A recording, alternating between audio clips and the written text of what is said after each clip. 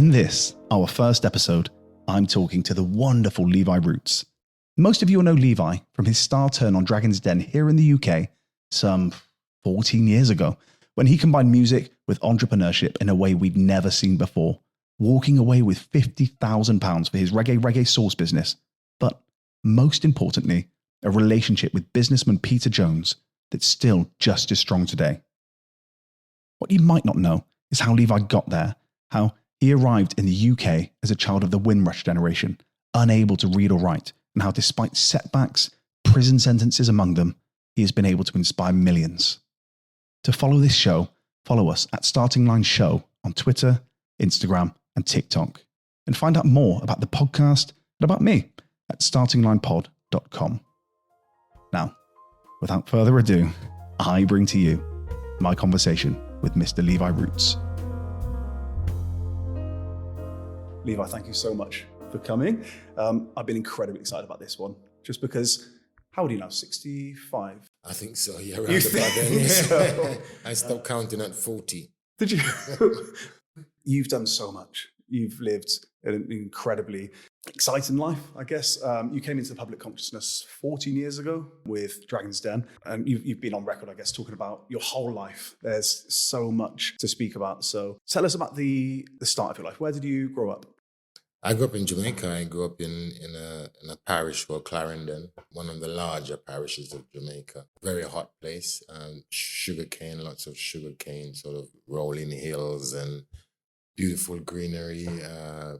Every lake carries fish. Every tree carries fruit. It's one of the most beautiful places in Jamaica. Do you get back there very often? I do. I write all my books there. I've been lucky enough to be writing a book a year, so on an average. So, yeah. Do you still have family? I do. I have a blood family there, as well as even larger friends type family. And it's always good to get back, because when you're writing about Caribbean food, I think it's rightfully that you make it authentic, and you got to go back and write it there. So I'm lucky to use it as an excuse to get back. What's your favorite food when you go back?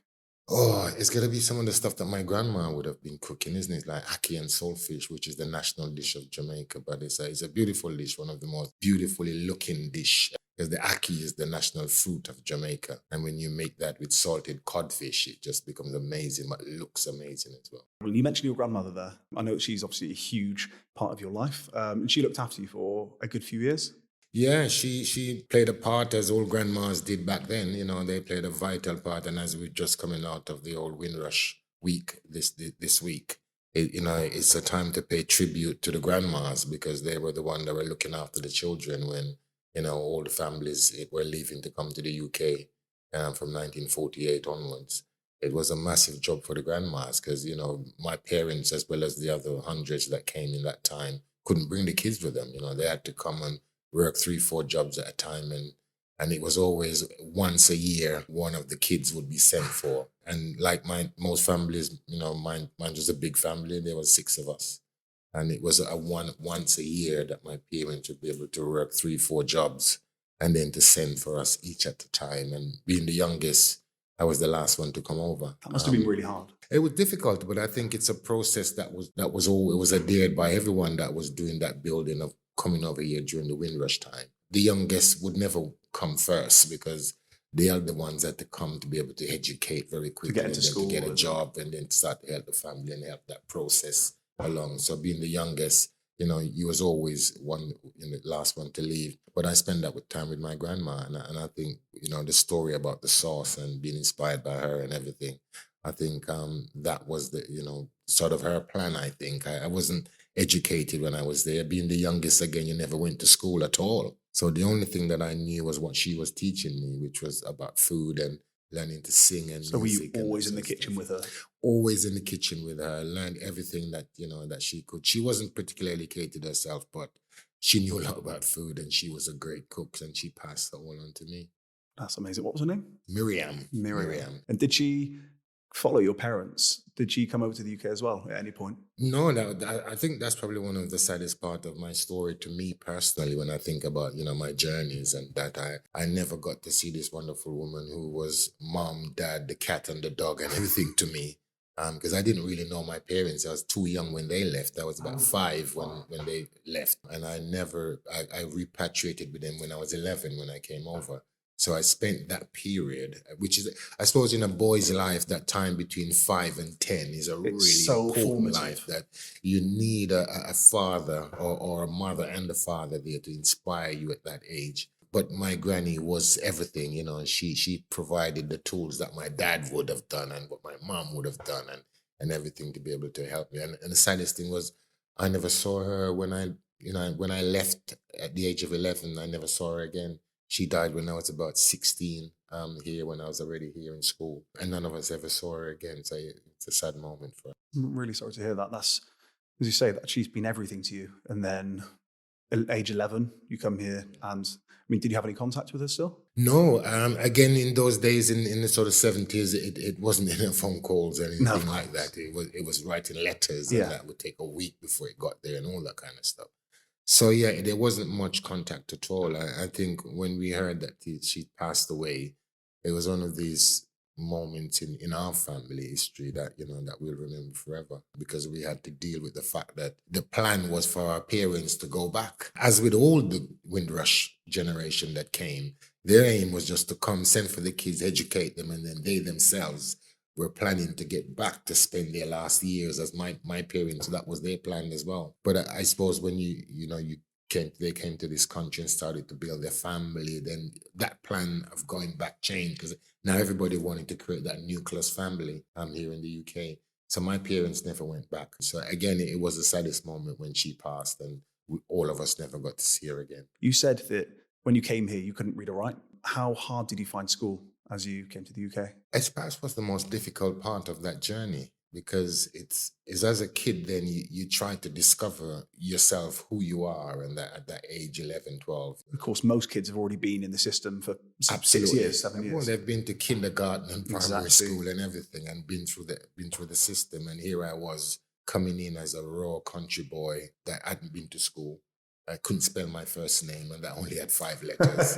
So it was just really bad. I perhaps couldn't even count to 20. And I just really never went to school at all. But when you put all the big foods and the big meals in front of me with the recipes, and you asked me to cook jerk chicken, rice and peas, curry goat, all these massive Caribbean one-pot dishes, I was haste at these at the age of 11 that's where you and come 12. into your own. Absolutely. And of course, the other angle to that scenario was I became a follower, because I wanted to be cool. You know, I knew I struggled curriculum-wise. So when you're that age and you're in school and you're nearly 12 now, and you want to be cool with the kids, you want to be doing something special, because it's either, you know, you're good at maths and English and that, and you can excel that way, or you become a sort of a jokerish type person to make your friends laugh, and then they'll want you around. They won't take the piss at you because you can't read or write properly, because you're a cool kid. And I wanted to be a cool kid. So I spent a lot of my time in school trying to be that cool kid for everyone to like me, because I knew I struggled.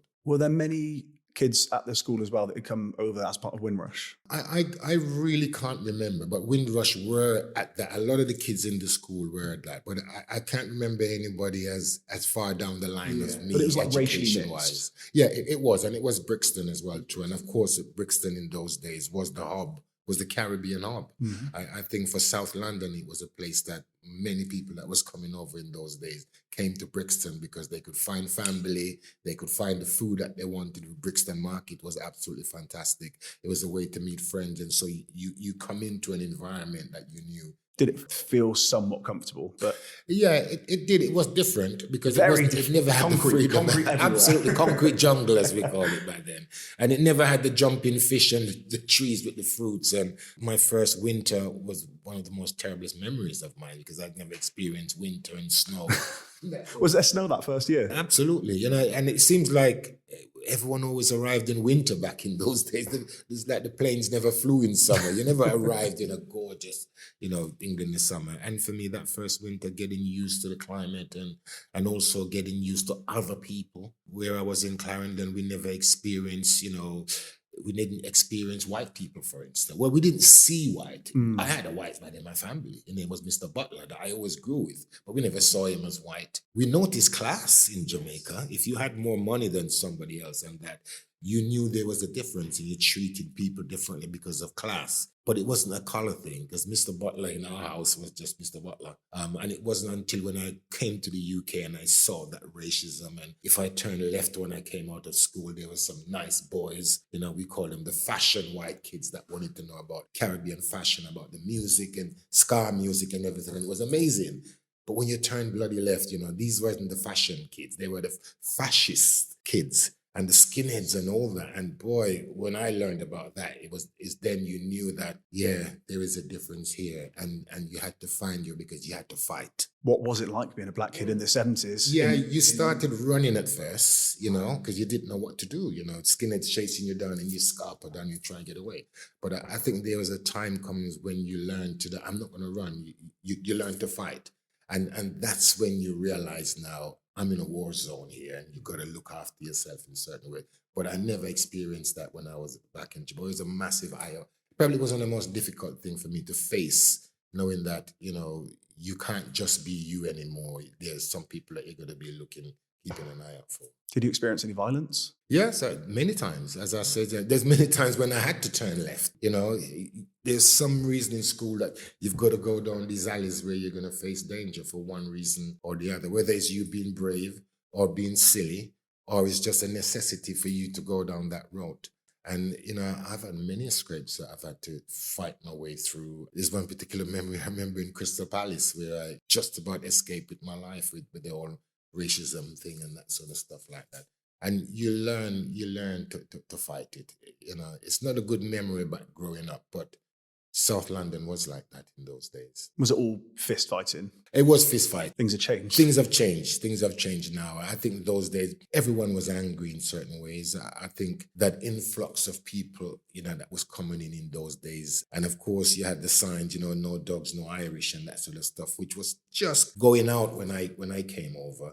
But maybe 5 or 6 years before that, those signs were still up. So your brothers will have experienced all of that? Yeah. So I got the tail end of that harsh racism when I came over, and things started to change a little bit as I went along in the sort of 70s. So I guess it brought with it things like Love Thy Neighbour and programs like, that, yeah, where it was looking at people coming over and reaction to it and all of that. Yeah, absolutely. Well, you learn not to laugh by the time, because at first you laughed at it. But I think as time went on in the 70s and then 75, and then I left school at 76 and 78, then you start to realize that I shouldn't really be laughing at things like that. And eventually things started to change and that sort of stuff. But those first years of coming over, it's very harsh in learning the territory. What year did you come? I came in 69. The Brixton Riots were 81. 81, so yeah. That's a decade of tension, of... It was a decade of educating yourself about the system and knowing that you're in some kind of a prison where you live. What were the police like? Well, this is why I call it a prison, because, it was the time of the SOS laws, where you didn't have to do anything apart from being black to get in trouble. And of course, I'm black, so I got in a lot of trouble. And you feel like you're in a goldfish bowl by the system, keeping an eye at you at all time. You can't give out your address because where you live determines that, who you are and what sort of person you are. People don't look at you as a character. They look at you because of where you live. And I suppose it was one of the reasons why the Brixton riot started. I was at the thick of it because I wanted change. What was the kind of central hope for everybody involved in the Brixton riots? Again, it was people were just saying that nobody come around here and see what's happening to us. Yeah. No one hear our cry. And when you do that to people, all of a sudden people get angry. And the police was having a free-for-all when it comes to arresting black kids and running through people's houses. And I think it's when it happened, I think it was Cherry Grove's surname was one of the first riots.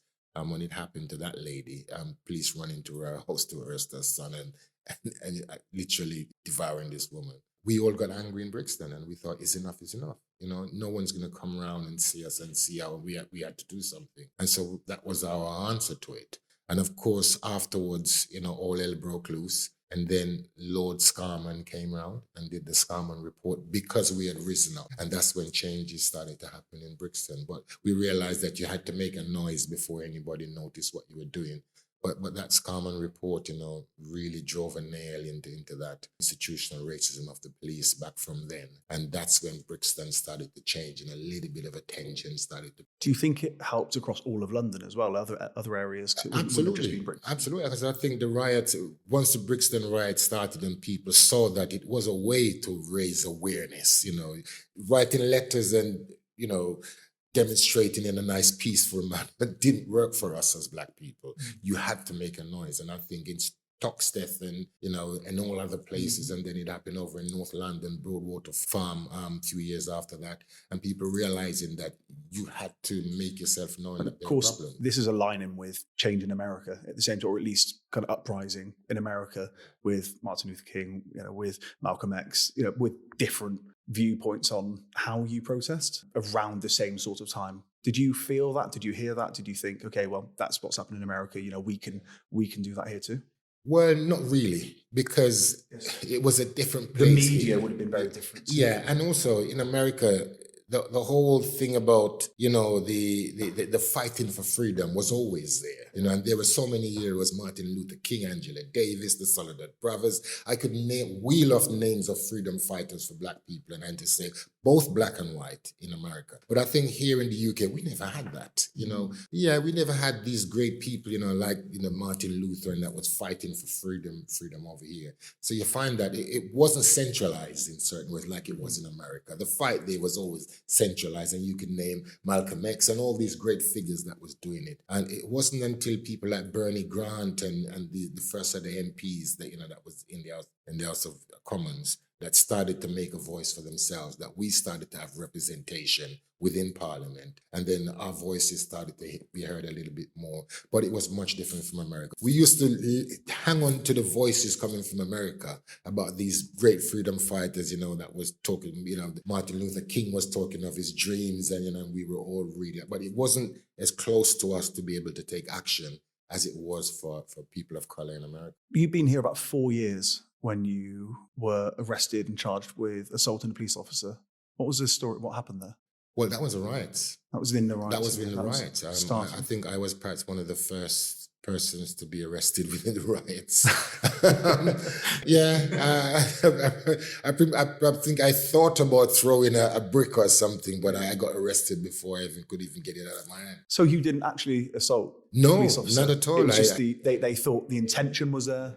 Yeah, I never did anything at all, but that was the charge that I was. And that took you straight to youth prison. Yeah.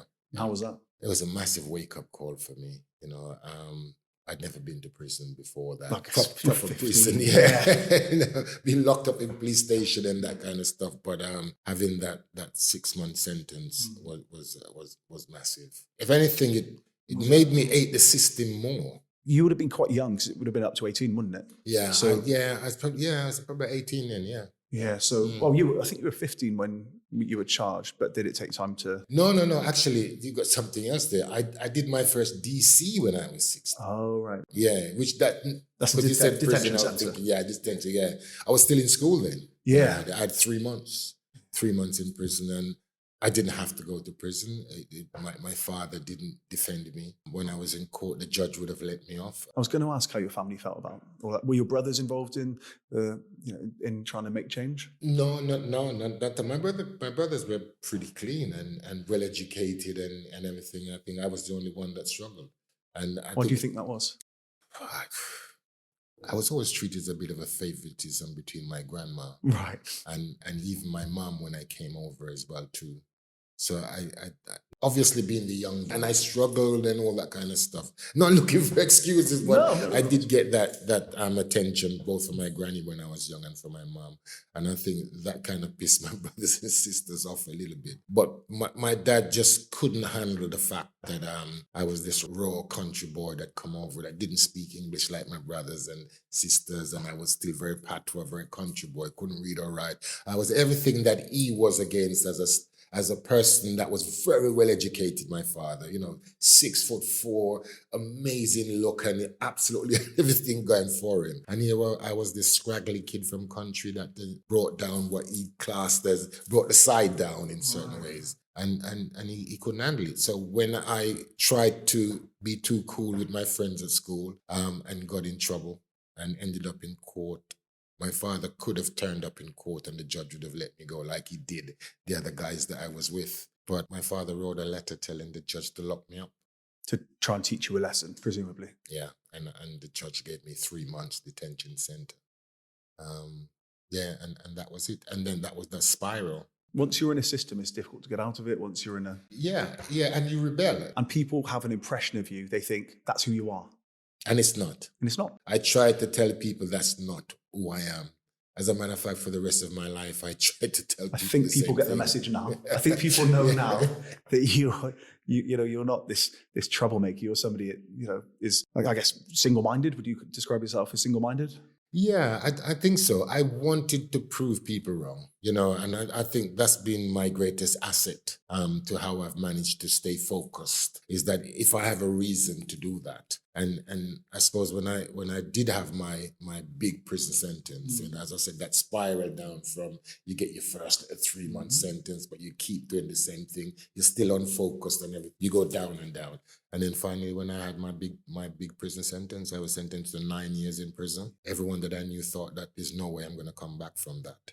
Even I sometimes had a doubt. You were about 30 at that time, right? I was 26. 26, okay. I was 26. And I thought to myself that the only person that believed that I can come back from that was, again, the angel. That was my mom. Because I even doubted myself. Because I said small sentences before, but a 9-year sentence is like a kick up the backside. It's really booted up and says, this is where you're at. I decided to use that time again to make the change. And that was that drugs and...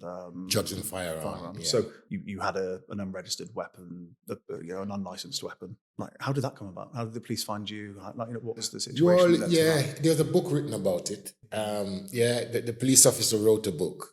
Right. I bet. Yeah. Once you become well known. Yeah. So once I become well known. Yeah. And do you know what? I got to tell you this. For years, I've learned that when you go into prison, because I went to a big man's prison. Where did you go? I went to Wandsworth, which is, you can't get no worse than that. Right. That is the bottom when you say about prison. If you don't learn there, you don't learn from anywhere. I started there. And I got to understand that everyone's innocent in prison. And you take your sentence like a man and you do it. And I took my sentence, not knowing how I managed to get myself in this position. I never knew, but I accepted that this is where I was. And it wasn't until many years later, after Dragon's Den, when I got famous and everything, the police officer that arrested me wrote a book. And in the book, he literally said how he set me up. Really? Yeah. How did he set you up? Well, at the time, it was the time of the Yardie gangsters. Yes. And this is in the 80s, sort of early 80s, right up until late 80s when the Yardies were all up. And according to his book, they were trying to root out Yardies. There was a special task force, which he was one of the head of. And they set me up as a Yardie. Now I'm going to tell you that I'm far from a Yardie. I couldn't even remember what Jamaica looks like back then. And they set me up, basically. And I never knew how or why until this book was written. And I think one of the greatest tragedies that I was always trying to tell my mom, this is not the son that she knew of. And because you were running a youth center. Youth center, yeah. So you saying then that they planted the drugs and the gun? Yeah. That must have been incredibly difficult to take. It was. And as I said, I couldn't understand how it happened or why. But I learned fast that you have to accept it, because you do your sentence better without that kind of, I'm innocent and I shouldn't be here and that sort of stuff. And when I was in my 30s... That's some serious maturity for a man in his 20s. But I got help. I did get help to make that change, because my help came from an angel that came in the prison. Her name was Teresa. She was an intern. She came in as a sort of drama teacher. And I remember when she came into the prison, she found that everyone called me Levi, and she felt that was a vibe, but she also read that my name was Keith. Mm-hmm. And she looked at me and she said, "You're not Keith." She says, "You're Levi, and I'm going to turn you into the real Levi." And he was a woman that was coming in to mentor me. I didn't really see it as a mentor, just somebody that I trusted at the time. Was it difficult to trust people? It was. Because when I went in as Levi Roots, the singer, the sound man, the performer that knew his way around the stage and knew how to make people smile and make people happy. And so I kind of knew that I had some kind of powers in me as a performer and how to make people feel happy with your music. But I didn't use it in the right way. But Teresa taught me how to use that and how to turn my life around from this person that went in, that is always in the wrong place at the wrong time, always trying to prove other people that he's something when you shouldn't need to. So funny you say that, Levi. My motivation, I've really had to boil it down. There is an anger, and there is I need to prove to you that I'm somebody different to the person you think I am. And it's an incredibly powerful driver. But the thing I'm 35 now. I hope that anger dissipates. Does it ever? It did, because she gave me a reason to forget it. She says that I should identify with who you are as a person inside. Find who you are, the best of you. Nobody else needs to see it, but you have to react that way, that everything you do is the best decision that you can make for that moment. And I got to understand, because I used to always play the fiddle for other people. Tell me about Teresa. How old was she? What was she? Well, I was in my late 20s when I met her. Yeah. Because I was 26 when I went in, and I think maybe after about 3 years or so. She was in her sort of 50s at the time. She's a New Zealander. Fantastic, much about 4 foot taller than but she believed in me. She really believed in me. And I formed a band when I was inside of prison. It was so brilliant that we toured. We toured. I wrote the prison magazine. I invited all sorts of people to come into the prison. I was touring my band in other, even women's prisons. We used to tour with the band. So you, having set this up, the prison service allowed you. Gave me a free run of the old prison. I had my guitar in my cell. I was one of the only person that I had that. The governor gave me a free run. After a while, I was given the job of working in a creche. I was on an island on the Isle of Sheppey, the prison on the Isle of Sheppey, and I was given this job to work in a creche with 20 odd children, all under 6 in this creche. So you were given a lot of trust. You earned a lot of trust. Absolutely. I think the music and the touring within the prison and having literally everyone in the prison knew of my sound system days. And there's a lot of black people were in the prison at the time. So I was kind of held up as some sort of musical Do you still keep in touch with anybody from prison, or do you still? When was the last time you saw Teresa? I spoke about Teresa on a program, on a BBC radio program about 5 years ago, and someone was listening to that program. We tried to find her, as I said, I gave her responsibility for changing my own life, and we couldn't find her until I was on this BBC radio program and I spoke about her, and someone was listening to the program and contacted Teresa in New Zealand. Because she had gone back to New Zealand, 20 odd years, nearly 30 years ago. And someone passed her number on to me, that same person. And I called her, and it was the most amazing conversation. That must have been one hell of a call. And I told her, I said to her, Teresa, our life has been made into a movie. And she nearly fell out. I says, Dame Judi Dench is going to play. Because I'd just spoken to Dame Judi Dench a few weeks before that about my movie. And she'd agreed that, when we get the script together, she'd be willing to play the part of Teresa. What did Teresa say? As I said, she nearly dropped the phone because she couldn't believe that she was hearing from me after all this time. And I told her... She must have seen that you'd become somebody, that you'd become successful. I don't think she knew of the inspiration that she'd given me to change my life completely. How wonderful that somebody could do that and not know. Yeah. That's the innocence of what a special person. It was just an innocent sort of connection between both of us. That for 2 years in this prison, this woman mentored me. She'd write to me. We had anonymous names for each other that she could write to me and send me notes. She would send me books. And the first book she ever gave me, she said to me, here's this book, read this old thing, and then we'll talk about it. It was the complete works of Shakespeare.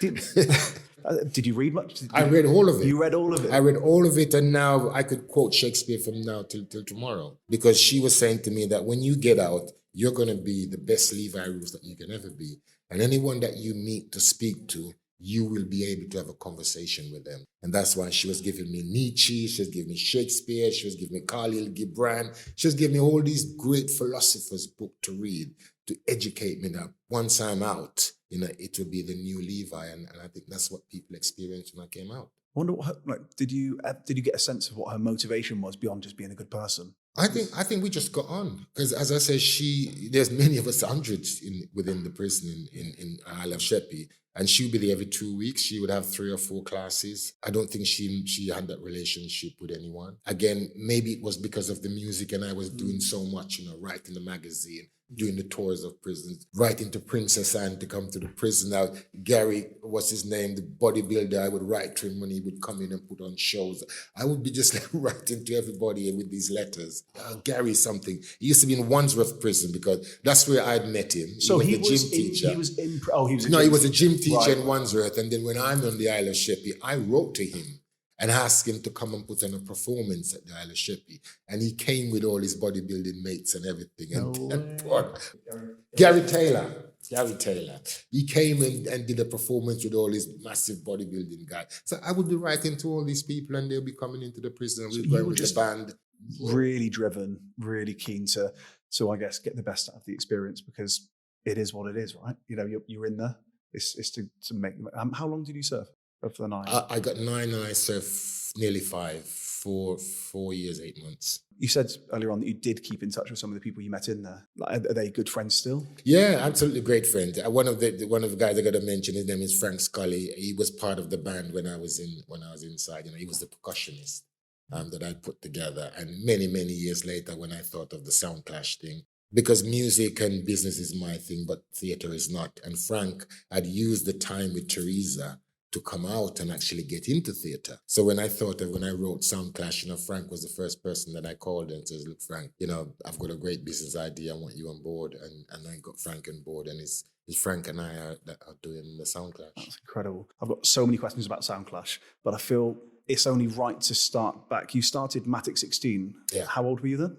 Oh, Matic 16, I was 17, 18, about 18 at the time. I was walking down the road of Brixton and I saw the great Sir Coxsone sound system. And Lloydie Coxsone, the owner, just heard me rapping and as I was going along down the road. I said, hey, young man, come over here. And I went over and I kept rapping and he asked me to join the sound system, recorded my first track. I called myself Levi Roots then because I dropped the name Keith Graham because I found out that 90% of Jamaicans have Scottish names. And I used to look in the mirror and thinking, I don't look fucking Scottish. Something is happening here. What's Keith Graham doing here? Get that fuck out of here. And bringing in a name that I felt comfortable with. And so I changed my name from Keith. Had you kind of found your way to Rastafarianism at this yes, point? it was through that, because it was through Rastafari that I named myself. I was just about starting to twist up my head at the time and wanted to get into music. So I wanted a cool name and I thought Keith is not good enough. Hey, listen, Keith's a good name. It's a good name. But I didn't want to be called. I wanted to feel in my skin because your name is really important to you. Your name, and I didn't feel like a Keith. I wanted something that I felt in tune with. And Rastafari was Bob Marley was doing a lot of music and everybody was twisting up their head at the time and Rasta was being the thing. So I chose Levi from the Rastafari calendar, which is Levi is the month of June. So I took on my own month and said I want to be Levi. And Roots because I want to be strong like the tree. So I married those two together and came up with Levi Roots. And then I dropped that after my first recording of Poor Man's Story. That was my first song with Lloydie Coxsone. And I wanted to do more than just be a rapper and a DJ. I wanted to sing and play and all that, because Teresa had said to me, you have to be the full. Anything that you do, be the full of that. So I wanted to form a band and to be playing proper music as opposed to just lyrical on there. So I formed Matic 16 and we recorded our first song, Jehovah, and it was a massive, massive hit for us. Big hit in Jamaica, big hit here? Big hit here, big hit in Jamaica. Yeah, fantastic. Laid us out on the map. Where did music take you? Because I think, obviously, we see you as musical. Like, I think a lot of people that, know bits about you would know that you're musical, but maybe they didn't know that you started a band. It was, you won a MOBO for Best Reggae Act in 1998. Yeah, I didn't actually win it. I was nominated. Oh, you were nominated? Yeah, nominated, yeah. But that still is my biggest claim to fame musically, because back then Mobo was a thing where it was the fans that chose you as the best, and to be chosen by the fan as one of the best performers, you know, in with reggae music in the country, you know, and that still makes me smile whenever. So where did music take you? Because I've read that you performed with James Brown, with Bob Marley. You know, what do you, like? Tell us about some of that. Yeah, I think all that kind of stuff is very inspirational, you know, working with James and everything. But I think where the music has got me is walking down the street of Brixton one day in 94, going up to see my mom. And she said to me, "Oh, are you going to see the man?" And I'm thinking, who the hell are you talking about? Who's the man?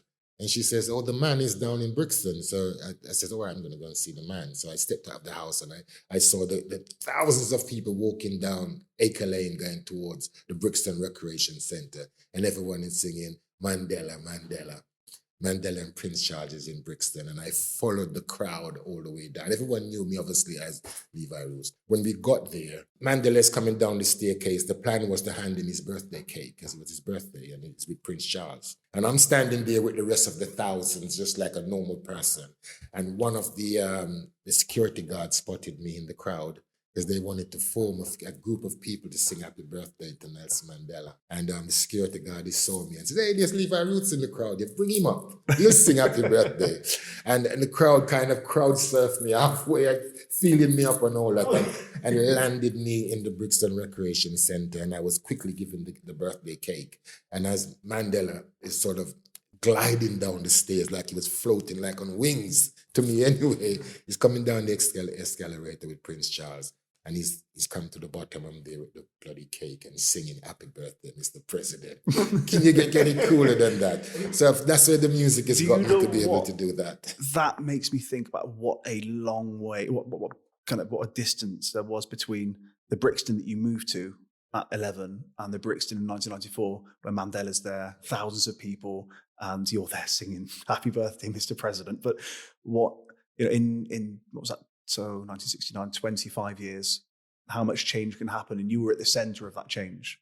There's a lot of people that won't necessarily know that story. And I know you've told it in various ways, but it's super inspirational in and of itself already. And I think the fact that you just said that I just had to be positive about the sentence, there's no, what are you going to be? Are you going to stay angry? Are you going to stay? Well, no, you can't stay angry, because that's been my savior, that I didn't stay angry, because it's because I accepted my fate and what it brought for me. Because now I say to kids now that there's no such thing as mistakes. You know, mistakes, I've rebranded mistakes and call it feedback, because I would never chant down on my journey. You know, even though I said I was set up by the police and all this thing, and I went to prison for the wrong reason, I was an idiot when I was younger, but I still says my journey is what's got me here right now.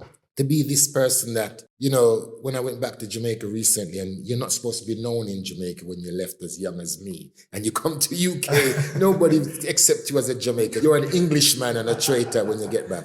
And recently I went back a couple of years ago, and I'm driving through the toll road, going back to my local Clarendon from Kingston. And when I got through to the toll, there's a lady sitting that collects your money, so you go through. And I gave her my $100 when I was going through, and she looked down from an eye from where she was, and she saw me in the car. And she says, "Hey, hang on there. You're the pepper man from England, aren't you?"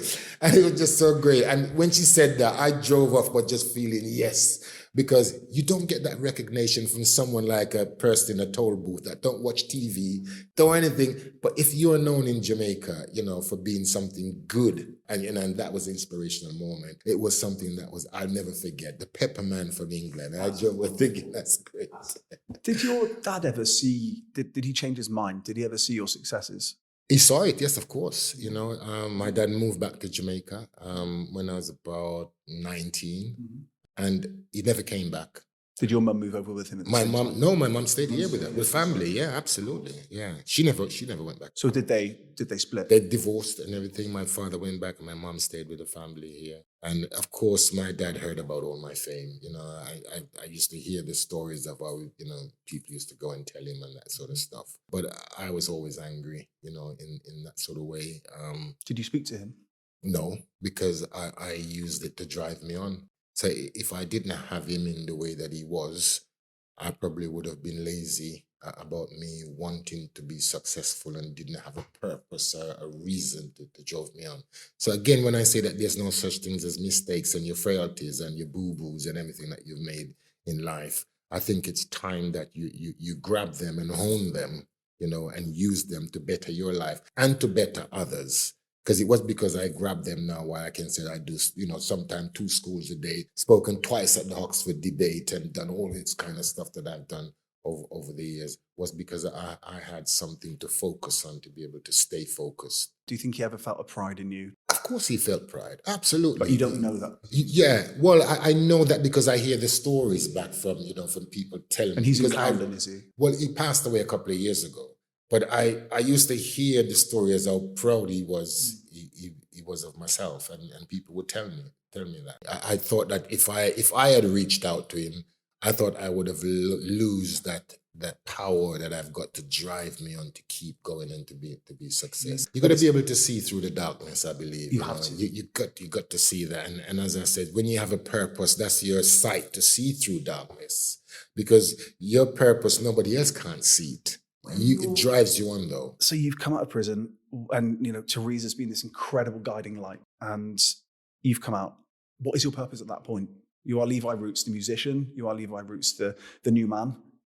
You found that within yourself. What's your purpose? My purpose was then to just start to action these ideas that Teresa had said to me, and I wanted to start a business. I was now thinking differently. I had came out with this idea to merge music and food together. I didn't want to do just the music thing anymore. I wanted to bring my grandmother's recipes and put that together with the music. It took me quite a few years because nobody would wouldn't accept it after that. Yeah, absolutely. But nobody would accept it, and I sold the sauces with my kids for a long time, trying to say to people that this is a great idea. And everybody was saying, no, sell us your music, but don't try to sell us the bloody sauce. Was it called Reggae Sauce then? No. What was it called? No, it didn't really have a name. It was just a Caribbean sauce. I was selling it. And were you selling it in Brixton? I was, and that's where the biggest rejection came. Because I guess it's a Caribbean. We know how to make absolutely. it. Right. And the thing is that I realize is that nobody has a right to a market. I thought it was a great market. When we did it with my kids at first, we thought, great, we brought, 3,000 bottles and thinking that's going to be great. We live in a Caribbean area, so much Caribbean places around. It's going to sell like at fire. Nobody brought it, We were lumbered with those bottles of sauce. Did you have to take a loan or something to? No, what we decided to do, we decided that we're not going to sell the sauce locally. I remember my son Zion throwing a dart at a map that we had in the flat, and it landed in Carmarthenshire. And I had made the decision that I was so angry with my local people. We decided that I'm not going to sell the sauce anywhere if it doesn't have Shire at the end of it. That was the decision that we made. That was us saying that we're going to go to the country markets and these lovely country fairs where there isn't another Levi Roots. There isn't anybody with a guitar selling Caribbean sauces there. So it would be totally new if we went into the Shires. So for 3 years, it was just the Shires. I never sold the sauce locally. But it was booming whenever I went to, Lincolnshire, wherever there was a nice country market where there's nobody looking like me. I was the only dreadlocks Rastaman with a guitar singing a song. The sauce sold out amazingly. And it was while I was at one of these events that I was spotted by a producer from Dragon's Den. Do you remember where you were? I was at the Royal Food Market in the Excel Centre in London. It was a sort of country market food fair that was being held there. So everybody that was doing sauces and other country type food was there. And I was there. Normally, I would get the guitar out and start singing. And did you know that you were creating a brand at the time? To be honest, I didn't really see that, because if I did, I probably would have packaged it differently. In those sort of 3 years before I actually gave it the name. Otherwise, I probably would have given it the name. But it was a light bulb moment when I decided to give it the name Reggae. It was just, we were trying to get to the carnival in 2006. To launch it then at the carnival, and we thought that we've done it 3 years without any name. Let me now, finish this song that I only had the first verse with it while we were doing all the tours in the Shire. And I thought, let me finish the song and then try to give it and proper market it for the carnival in 2006. So that's really when we named it for the first time, and put a label on it in 2006. That was only a year before Dragon's Den. Yeah. Carnival was August that year, and I was spotted just after, and then by Christmas I was in Jag. Yeah, it was being filmed. Yeah. So somebody spotted you and they thought, that's a fantastic pitch. That's somebody we need to bring into the Den. And that's where you probably became the Levi Roots that most people know, because you were very different from anybody else that we'd see on that show. I remember seeing you, so I would have been 20. You were just very different to the people that came onto the show, and you came up the stairs singing. When was the last time you sang the song? Every day. You sing it every day? Every day, because I do, as I says, sometimes 2-3 schools a day. Yeah. And they all want to hear the song. But everyone is so captivated by it. That's why everybody wants. That's what they remember. For people that watches any kind of those kind of TV shows, they will always say that they remember that moment when I was. Music has a brilliant, beautiful power of helping us both, remember things. You must have it where you hear a song and you can just feel that memory. What you did is you recognize it through music. You can unite these things, not just food, but business too. And you captivated the Dragons, didn't you? I saw a side profile of Theo just absolutely loving it, thinking, geez, what, this. Yeah. How did you find the process? Well, I nearly never did it, because you got to remember that nobody wanted me to sing the song, because nobody had ever seen anybody sing the song. So the people that I went round to tell them that, I've been, asked the Dragons Den to go on, and I'm going on next week. I had a week before when I was spotted to when I had to go and do a screen test for the BBC. Because I think they wanted to hear the full song to see that there's no sort of swear words. I must be the only one that ever had a screen test for Dragon's Den, because they really wanted to hear, because I was saying that I'm not going on without singing the song. So they thought, I'll come in and we'll hear the full song and then we do it. But I used that week to go around to all my friends to see if I can get anybody to say that, yes, Levi, sing the song. Everyone said no. Don't. Well, because nobody had ever sang before, and I think they were a bit worried for me that if I'd gone and break the mold of being this serious businessman. The Dragon's Den was really serious in those days. You go up there and the Dragons devoured you if you didn't get your numbers right and all that kind of stuff. Yeah, I knew that numbers was a problem for me, but so I wanted to be me. I wanted the music. Everybody said, "Don't sing, Levi. Don't take the guitar. Don't break the mold. If you're going, go like everybody else and do it." I decided I wanted to be me. Teresa's words were ringing in my head. You are better as you. You can be perfect you, but when you pretend to be somebody else, you can't be any good. So be you, no matter what that is. And I decided to go with the guitar. And I think that's history. Changed the course of reggae sauce, at the very least, and possibly your life. But so Richard Farley and Peter Jones in the room said that they were investing. But I've had clients that have been on the Den that after the fact said, actually, the investment didn't happen because another investor came in and offered me the same or more for less equity. But it did happen for you, right? Peter Jones did invest. Did Richard Farley invest as well? Yeah. So that did happen. That was the 50,000. Yeah. What did you say you needed the money for? Yeah, it was to start a kitchen. It was to start small with the kids, as you do You've got in 7 business. kids, right? Yeah. Yeah. 8 now. 8 now. Were they all helping out at the time? Yeah, all 7 of them were helping out at the time. And what are their ages? Yeah, my youngest back then was in 27, and the oldest was 36 or something like that. Yeah, How old were you? Different mom. I had all 7 when I went to prison in 1986. So I was 27 then, 26, 27, and I already had all them kids. So it even made it worse when I had my sentence, knowing that I had 7 children. Did they come to visit you? At home. Yeah. And again, that kept me alive and gave me a reason and a purpose to wanting to come out and do better and not mope about the sentence and that I didn't do it and all that kind of stuff. I settled down for them, really, and came out a new man. But it was the help from them that helped me to actually build the sauce and make it at home, because I was a single parent back then with the kids. It was that 4.5 years of being without them. That was the most difficult thing. But we made up for that when I did come out and started the sauce, because we did it together, as a family, as a unit. And that was absolutely fantastic. And there's been another one since. Yeah, Christopher, he's only 10 now. He's 10. He's 10, yeah. So he's the tiny baby. How did you find being a dad in your 50s? Like, starting having another in your 50s? Yeah.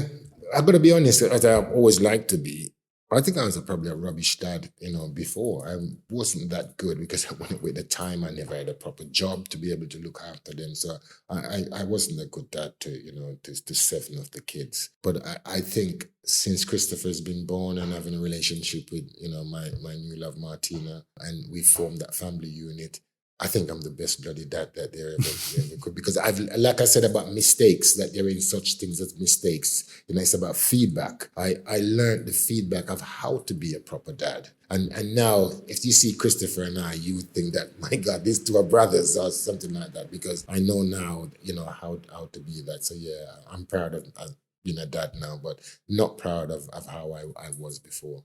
I guess, as you say, it's just a learning process. Yeah. You're working yourself out still at the time. You're a young man. I had my first when I was 18.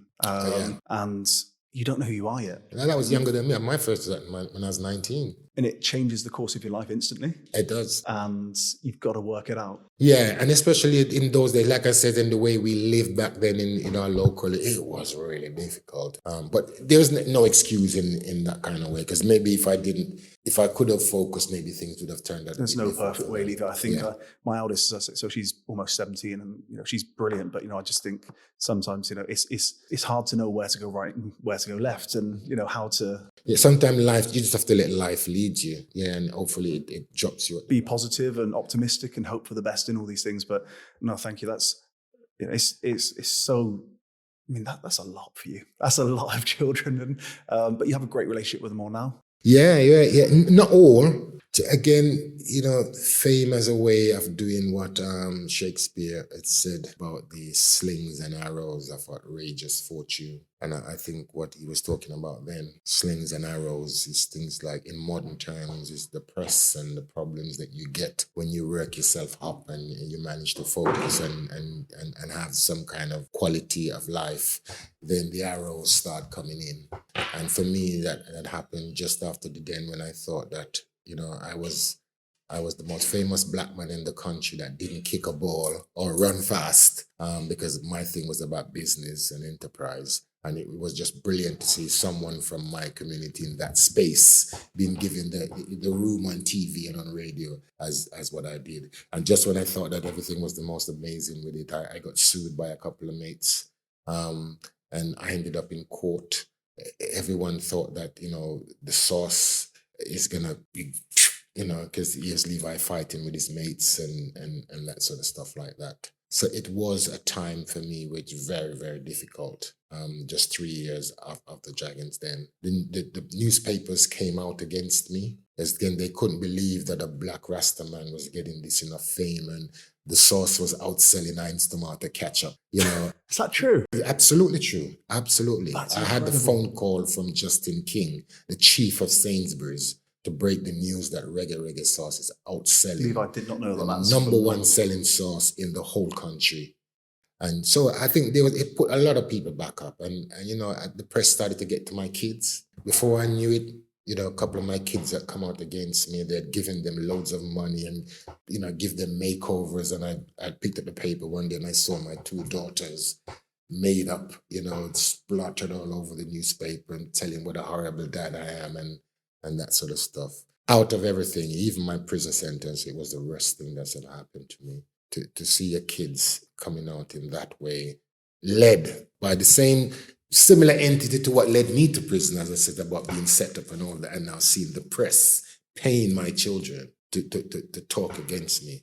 It's unpalatable. What I've always hated, I guess, again, I work in and around the media, I have done for 15 years with clients, and we try and use it favorably. What I've always found with press, they'll build you up. If you're an underdog, they love you. And then the second you're successful, you are a target. And it's desperately sad that then they will use your children. They will use anything to because all of a sudden you're Levi Roots. People know your face, people know your name. They associate you with success. I mean, did all of your past the prison and all that? I mean, presumably that all came. Oh, yeah, absolutely. It was vitriol. They all made it out to be as if like I'm the worst person in the world. But I tell you, the magical thing about it, people that were buying the sauce didn't give a shit. See, that's because you built a brand. What you've done. Yeah. So I say to people all the time, they're like, "Oh, won't this harm us?" It's like, if the product is great, it's incredibly unlikely that that's going to damage sales, because does the person on the street know? I mean, we just did some work. Don't know how much you know about AI and artificial intelligence and how quickly that's all moving. I won't bore you with it, but everybody in the media is talking about AI. Everybody in industries, professions is talking about AI. If you ask my mum, I guarantee you she can't name one AI tool, and that's the person on the street. So. That's the person who's buying reggae sauce. And luckily these people, these things don't get to everybody's ears. They don't. I'm sorry to hear that. That must have, as you say. Those things that comes as stealth, because they don't come to hurt anyone else but you. Mm-hmm. And it does the job, because it bloody hurt me at the time. I said it was stripping me apart, knowing that my kids are in bloody the Daily Mail, it's blood out all over it. Were you able to talk to them afterwards? It was difficult. It really was difficult, because that sort of things happen. You're hoping that the kids will one day see, because they were adults by then, obviously. But I think the temptations of how these people, goad you in was a bit powerful for them as kids, because to me, they are still kids. How old were they're they my kids. time? They were in their 20s, their late 20s. Yeah, both of them. Yeah, and yes, it was the most hurtful part in my life. If there's anything, as I says, that really got to me, the sentence didn't, the setting up by the cops and all that. Like I says, mistakes is feedback. Because without all those things, I wouldn't be the Levi Roots if I didn't go to prison to meet Teresa, to change my life. You once said that prison was inevitable for you. Yeah. Because the spiral, and it happens to kids now, kids in my local Brixton and the other areas. It happens, you start with petty crime, and if somebody doesn't come in, like a Peter Jones, like what happened to me. And by the way, no one like a Peter is going to come through Brixton and these Toxteth and these other areas, Huddersfield and these places that I've been to and see these kids who are struggling, both black and white. No one's going to come around and point at you and say, I can help you. So you see them start small, but then it spirals, a bit like, you talk about yourself as well too. You spiral right down until you get. There were times I was arrested with my family. I'd done nothing wrong. But because I was one of five, if something had happened in the house, and we lived in it was a weird area. We were the only council house there. So all of a sudden, everybody, we're like the scum family. But there is that, guilty by association. Yeah. And I'm like, why are you, chucking cuffs on me for what reason? You can see how people feel angry about that. You can see how, as you say, that spiral where you get to a point where you're like, actually, I'm going to rebel against this. If that's what you think of me, then I'll show you. And it sounds like you're speaking to a lot of children, a lot of kids, a lot of people that have been through similar situations. Yeah, absolutely. I think the only way for them to help me through that is I had some really good people around me, in that time. I think it was 2013 when that happened. With the kids and stuff. I had some really good people around. So that's 7 years after Dragon's Den. That's 7 years after Fame. Yeah, as I said, it started 3 years after, because I said the court case took about a year and a half, almost 2 years to come to fruition. But I think the good thing was that people like Peter and the company AB World Foods, which is the second biggest company in the bloody world, was the Levi Roots sauce. I was so lucky to have these people on board that believed in the brand. And when the court case came, they stuck with me. Because I think if Peter could have said, sorry, Levi, I didn't really come into this for this, sorry, bye-bye, see you later. But no, he stuck with it. Was Richard Farley still involved at that point? No, I brought my shares back from Richard by then, which was a brilliant bit of coup by us to be able to do that. Peter was the one that made the call to Sainsbury's to get it stocked exclusively, wasn't he? And it was at 600 plus stores, which all of a sudden you're front and center. Looking, the bottle looked different to anything else that existed at the time. So the branding there was phenomenal. Do you still speak to Peter a lot now? Yeah, we're still very close. And that says you always need somebody that knows more than you. I don't see the day when I'll ever want Peter out. We've become much more than just business partners. We're now really good friends, and it's inspiring to have someone that's, in business. You can't really get any better. You talk about business people in this country, you call Alan Sugar, you call Peter Jones, and that's it really. When people talk about big names, and to have someone like him in my corner, and I class myself still as a dreadlocks Rastaman from Brixton. I don't come out of that mode to myself. Isn't it funny how you talked about class earlier on? I said to my kids the other day that I felt working class still, and they're like, no, you're not. I'm like, yeah, you can't tell me what I am, but you still feel, you feel like you're that thing still. And you're like, even though the house might be nicer or the car might be nicer, it's like, that's nothing. Well, because it's the people that you feel answerable to. That what makes you who you are. And I feel answerable to still these people in Brixton and these local kids who I see and who I identify with, and the reasons why I said go into these prisons. I do a prison a month. Every month I go into a prison. And when I go in, the prisoners will tell you, no matter who they invite in, the only people that they want to see is someone like me that can identify with them. Because I've been there. When I talk to prisoners, they listen. Because I'm not like some suited and booted guy who's coming in trying to tell them to stay focused. And yet, I live a different life. I can tell them that, first thing I tell them that in 1986, I was sentenced to 9 years in prison. That's always my opening speech to these kids in prisons and in schools. So they know where I'm coming from. So yeah, and you try to share that view of how you've managed to extract yourself out of that. And hopefully if you can leave a little bit of imprint on them, it's job done. I guess you've been doing that for quite a long time now. So have you seen any success stories, any kids that you've talked to? Oh yeah, loads, absolutely loads. Listen, the best thing is every year I get dissertations. I get at least 10 dissertations from kids who are doing their future paper on the Levi Roots story. That's one of the most enjoyable things I can get. These kids are basing their future on my story, and it's the most amazing thing. I said the school visits, being invited to the Oxford debate twice, when the people that tell me, they said, not even Mandela in the man that does it twice. Clinton has never done it twice, but yet someone like me is coming and done it twice.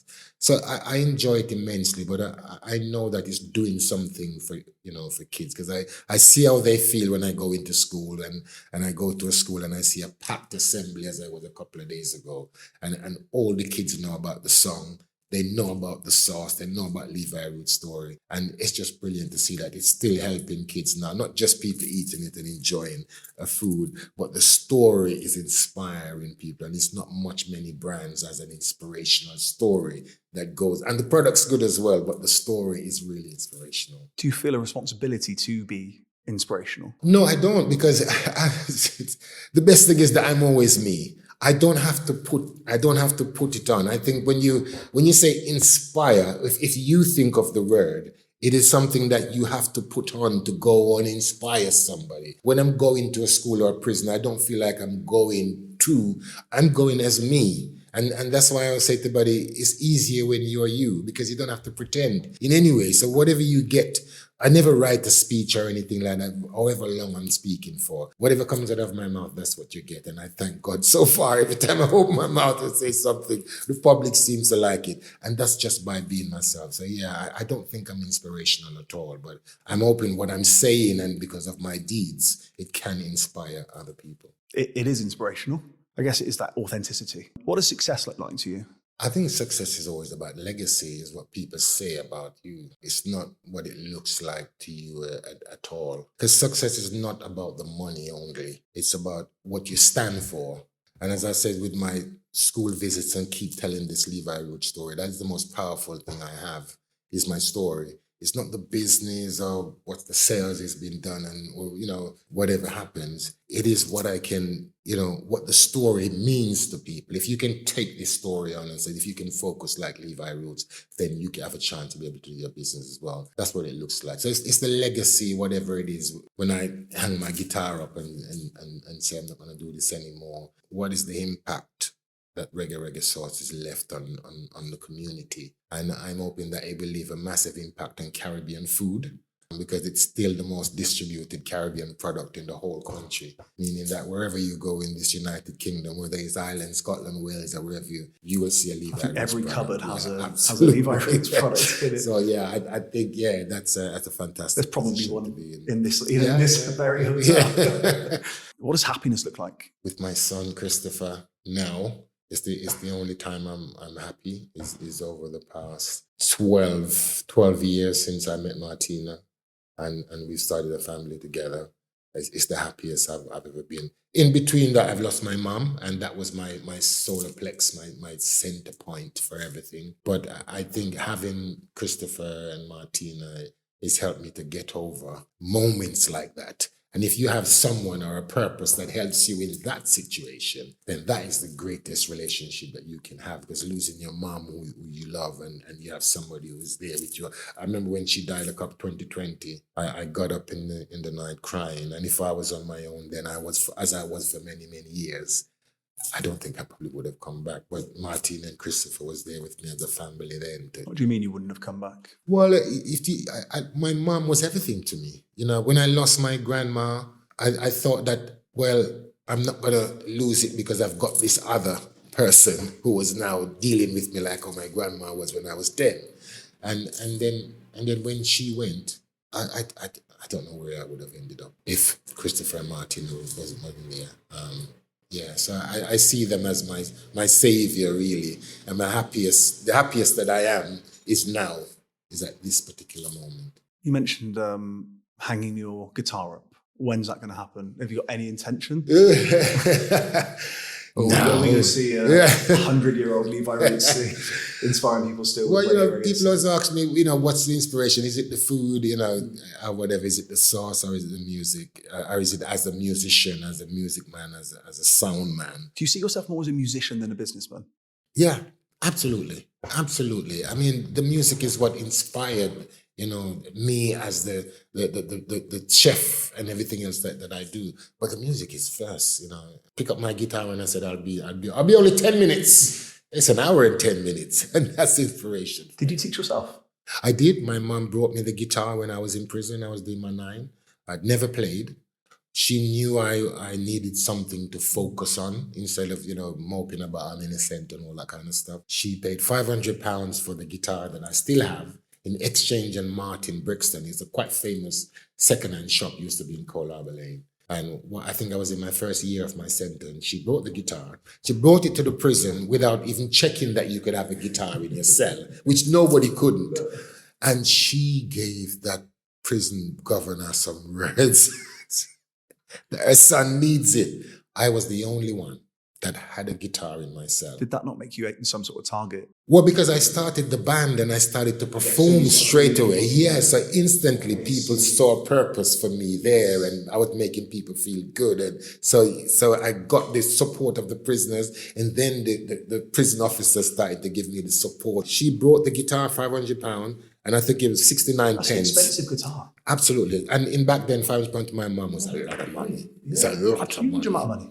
And with the guitar, she brought a Beatles book of songs that showed you, it had all the Beatles hits on there, but it showed you where to put your fingers on the guitar. It was like a self-taught book of how to play Beatles songs.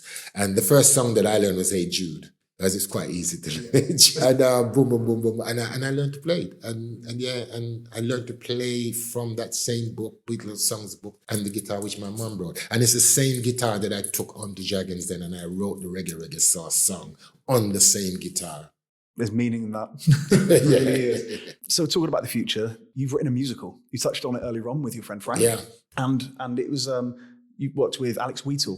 Yeah, Alex, yeah, amazing. Yeah. Who was also, I saw he was involved in the Brixton riots as He well. was, yeah. Was he imprisoned as well? I think so. He was, yeah. So yeah. How did that relationship come about? How has this all come well, to I was in my shower in Wales, again, through the Carmarthenshire. I love going to the shires. So yeah, I was on holiday in Carmarthenshire a couple of years ago. I'm in the shower and thinking that I need a new challenge.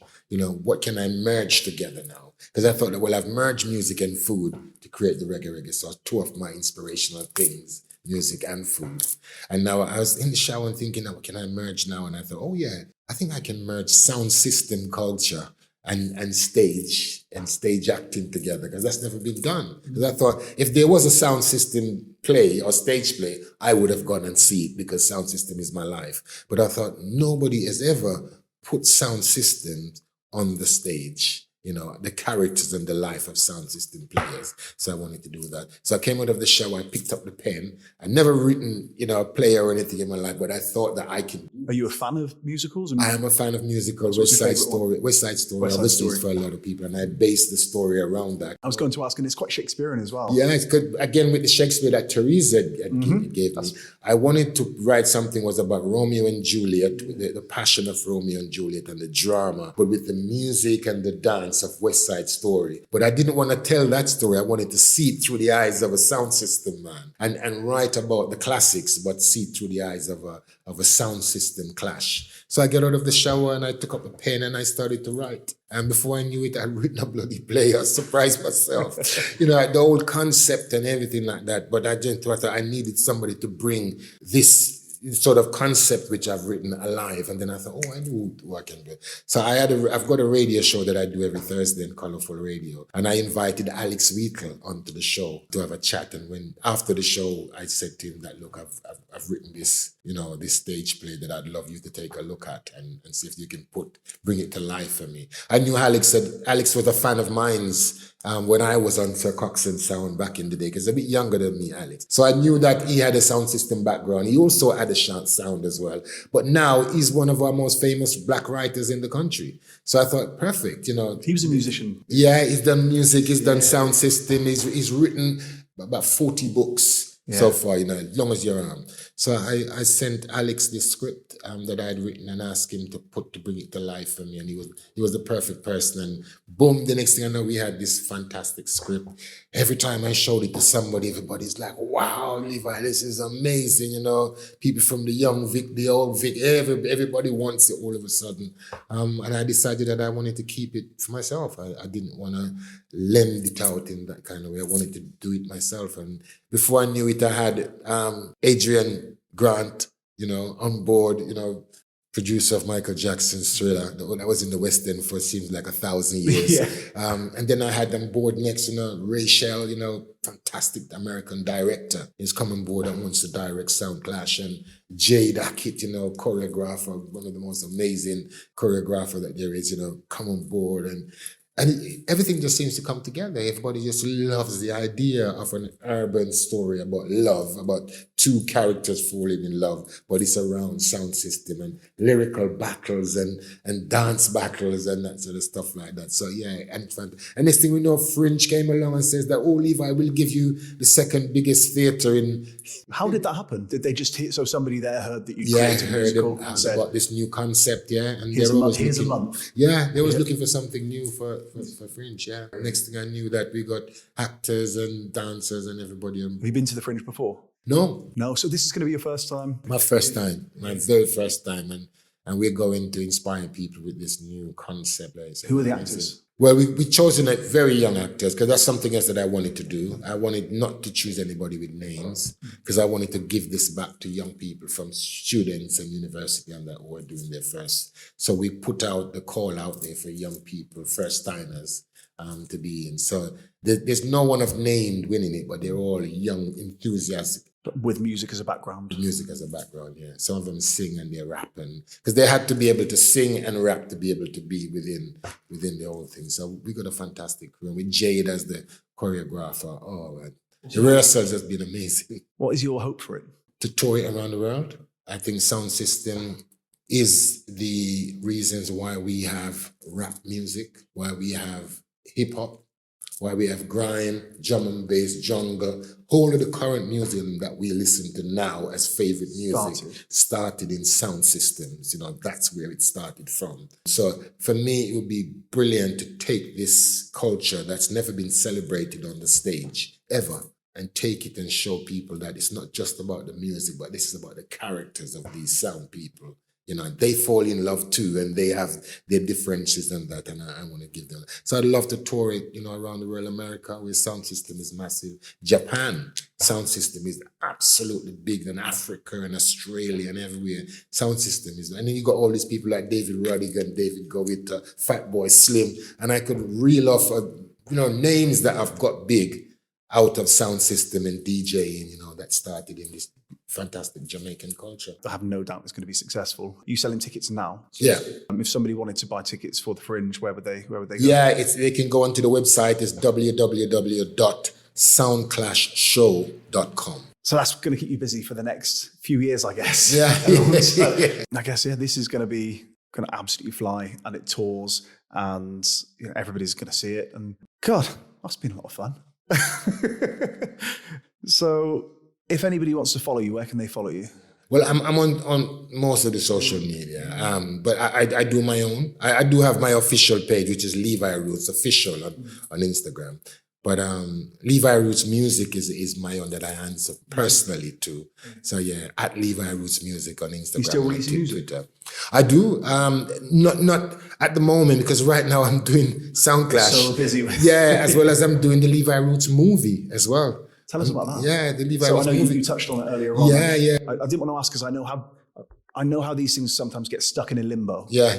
You know, and you wait for the right people and the right time. So what's happening with that? Yeah, which is it's absolutely fantastic. We've just actually found our director, which is it took us a long time to be able to get the script right and get the director Who wrote on the board. script? It's myself and Nick Moorcroft. Nick Moorcroft and a couple others do some rewrites. But Nick Moorcroft, who did Finding Your Feet, Fisherman's Friend, and some of the biggest movies that made in this country over the past 10 years are the same producers that produced my movie. So it's fantastic to see that, you know, the story is going to be told, you know, on film. So I'd be able to hopefully inspire people all over again, like it did in 2007 when it came on. But now, you know, for those kids that were seeing it for the first time, I'm hoping that a next set of young kids, you know, 12, 13, 14, will see the movie and we'll be able to say that, well, if Levi Roots can do it, then surely we can do it as well. It's a way to reach a huge audience. Yeah, another generation. And a recurring audience. And exactly as you say, you know, a younger audience. And it just exists there then. And in perpetuity, you can just inspire younger and younger people. That's really exciting as well. So it sounds like you've got enough on your plate. You've got a 10-year-old, you've got your other children, you've got the business, you've got Soundclash, you've got the movie. Do you ever stop? No, because I'm enjoying it, you know, and I think that's the beautiful thing is that when you're doing things that you love to do, that you're inspired by, you know, the old saying, do a job that you're inspired by, you never feel like working a day in your life. You know, I go out and I go to work and I have my guitar with me, Yeah. you know, and I be who I am, you know, I don't have to think I'm some kind of somebody else or what have you. So that makes me happy. And if that was to change, that's when I feel like I want to put this down and cool out. I think a lot of people don't know how to get out of working to make money. And, you know, it's you touched on earlier on that spiral of, you know, people are just like, okay, well, this is my lot. This is all I've got. Yeah. This is all I can do. It's not. And it's absolutely not. Yeah, you just got to have the dream and then have the purpose to want to make that change. And be willing to make choices like you did to be yourself. Yeah. And different. Like your friends that said, don't walk up those stairs with that guitar. You said, no, I'm going to do it. And here we are sat 14 years later, all the successes, all the things to come. It's a phenomenal story, Levi, and I'm just incredibly grateful that you made the time for me. So thank you very much. No problem. Cheers. And there we have Levi Roots on the starting line, the first episode of the Starting Line podcast. Not a bad way to start, eh? Levi arrived where we were recording this interview, dripping with gold, wearing a beautiful three-piece suit, looking every inch the successful entrepreneur. And it was a hot day, I'm not going to lie. I was there in a t-shirt and shorts. If anybody knows me, that is t-shirt and shorts or t-shirt and jeans. Very rarely am I in any sort of formal wear. You know, I was quick to tell him, I was like, you've made me look terrible here, Levi. You know, he was very, very assured, very, very kind. Absolutely loved meeting him. Just, I thought, a fantastic interview. So thank you, Levi. You can follow Levi on Twitter at Levi Roots Music, on Instagram at official_Levi_Roots. And you can follow his new show, Soundclash. That's at Soundclash Show. Find out more about Soundclash at soundclashshow.com, where you can buy tickets from now until the 28th of August as it makes its world premiere at the Edinburgh Fringe. Good luck to Levi with that. I wish him every bit of success. And I've got no doubt it's going to be super successful. Thank you for listening. You can listen on Apple Podcasts, Spotify, wherever you find your podcasts. If you haven't already, click subscribe. It'll make sure that it downloads every episode as they come out. I've got a great series for you. I'm not going to lie. We've got some fantastic guests, just incredible conversations, such amazing people. So you won't want to miss it. If you have enjoyed it, we really, really appreciate every podcaster says this. Again, my first episode, so I'm not going to miss the opportunity to do so here either. You can leave us a 5-star review on Apple Podcasts and on Spotify. It really does help us get more listeners. And basically, if we can get more ears on the fantastic interviews we've got lined up, well, hopefully that's no bad thing. You can also support us by following us on social media. Again, that's at Starting Line Show on TikTok, Instagram, and Twitter. Or you can skip all that. And do you know what? You can go out and you can tell your friends that you've listened to this and enjoyed it. You can, as I say, find out more about me and the podcast at startinglinepod.com. You can email us, hello@startinglinepod.com. Guest suggestions with thoughts, your feedback, nice things, please. You can, or just if you want to say hi, that's what it's for. Say hello. But thank you very, very much again for listening. Thank you, Levi. This is something I've wanted to do for, I want to say 10 years. I've got notes from 2012, 2013, where I love Inside the Actors Studio with James Lipton. I loved Parkinson. I love good interviews, getting to the heart of why people are who they are. And I wanted to do this for so long and put it off. And in fact, it was a conversation with, you might remember him as Comedy Dave. He was the producer on Chris Moyle's show on Radio 1. I've been introduced to him and I was chatting about doing this and he said, so why haven't you done it? And I said, I don't know. Aren't there too many podcasts? Aren't there too many straight white guys doing podcasts in their 30s? Aren't there too many of those? And he said, do you know what, Rich? Do you ever walk into a library and think, that's it, we're done. We've got every book we need. Every single book that needs to be written has already been written. No, of course not. It's all about quality. It's about the guests. It's about the interviews. It's about all of these aspects. And I needed to stop putting a stop on myself, I think. And I just appreciate you coming along with me on this. It's incredibly exciting. I don't know where this ends. I don't know where this leads. I know that I've had so much fun recording this first series, and we've recorded most of what I imagine will be the first series by the time you listen to this. And we're going to be releasing one a week. And I'm just so excited, honestly. So thank you. Hugely appreciate you. Get in touch. Starting Line Show. Thank you.